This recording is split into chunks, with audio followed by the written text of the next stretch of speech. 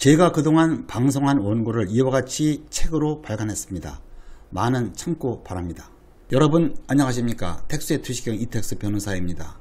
이번 시간에는 국세 우선권 아무 때나 인정되나 라는 주제로 말씀 올리겠습니다. 이 국세 우선권이란 채무자가 채무가 많을 때에 다른 채권 제쳐두고 국세, 즉 세금부터 받아갈 수 있는 권리라는 뜻입니다. 예를 들어서 어떤 건물에 대하여 경매가 진행된다고 가정해 보겠습니다.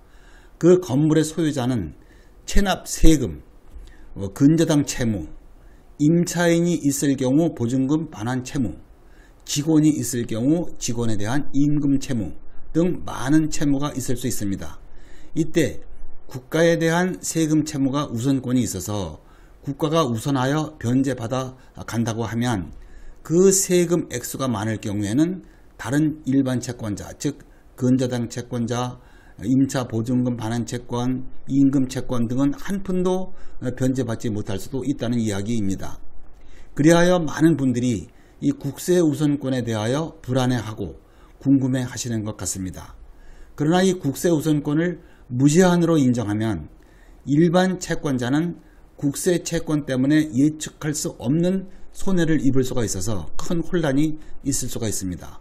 그리하여 일반적인 거래의 안전을 도모하기 위하여 법으로 이 국세 우선권의 원칙과 이를 제한하는 예외 규정을 두고 있습니다. 이 시간에는 이 국세 우선권에 대하여 법률 비전문가이신 일반인이 알아두셔야 할 수준에서 기본적인 사항을 설명드리겠습니다.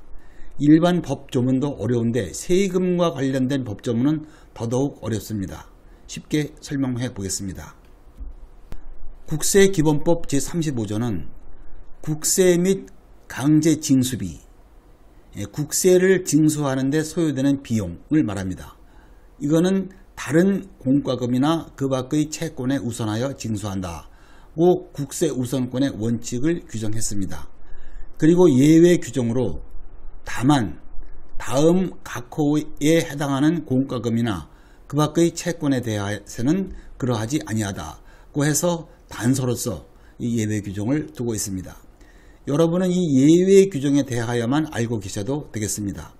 그러면 국세기본법이 규정하는 이 예외 규정, 즉 국세 우선권이 없는 채권은 어떠한 것이 있는지에 대하여 법조문에 따라 하나하나 보겠습니다. 우선 공과금입니다. 일반적인 개념과는 달리 여기에서 말하는 이 공과금이라고 함은 공매 등 체납 처분에 따른 비용이나 경매 파산 절차 등에 소요되는 비용이라고 이 법조문에서 표시했는데 이는 국세보다 우선하여 수령할 수가 있습니다. 즉 국세 우선권이 없습니다. 쉽게 말해서 경매가 진행되려면 사전에 이 송달료, 감정비 등 경매 절차 진행에 따른 비용을 미리 예납하게 되어 있는데 그 비용에 대해서는 국세 우선권이 적용되지 않는다는 것입니다. 그 비용 부담자가 최우선적으로 수령해 갈 수가 있습니다. 다음으로 이 국세기본법에서는 해당 국세의 법정 기일 전에 권리가 설정된 재산에 대해서는 그 권리가 국세보다 우선한다. 즉 국세 우선권이 없다고 규정했습니다. 여기에서 말하는 이 법정 기일이라고 함은 어떤 의미인가?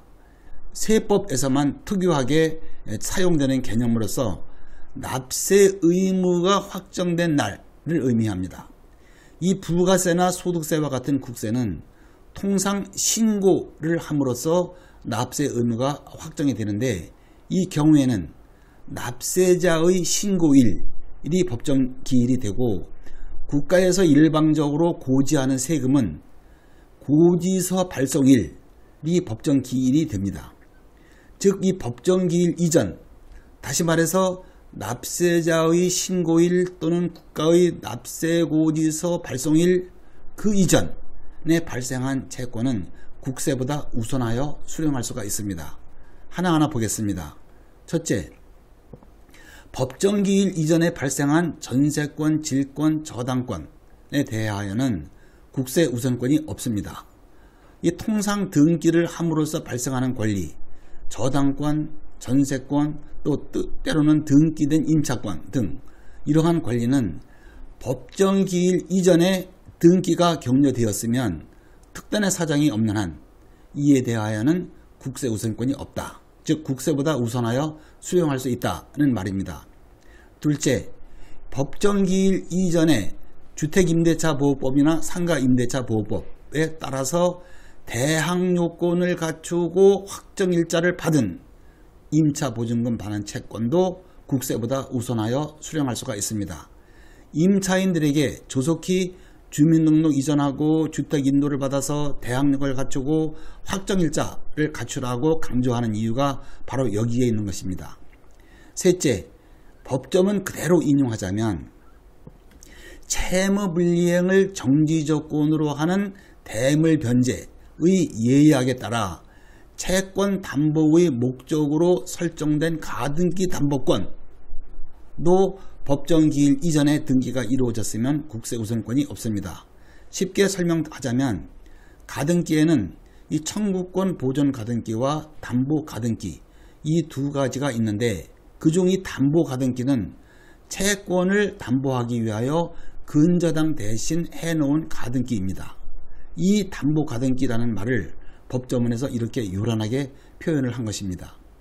넷째, 주택임대차의 경우 임차인을 보호하기 위하여 임차인의 보증금 중 우선 변제를 받을 수 있는 액수를 특별히 규정한 것이 있는데 이것은 영세 임차인을 보호하기 위한 것이어서 이것에 대하여는 우선 변제권이 없습니다.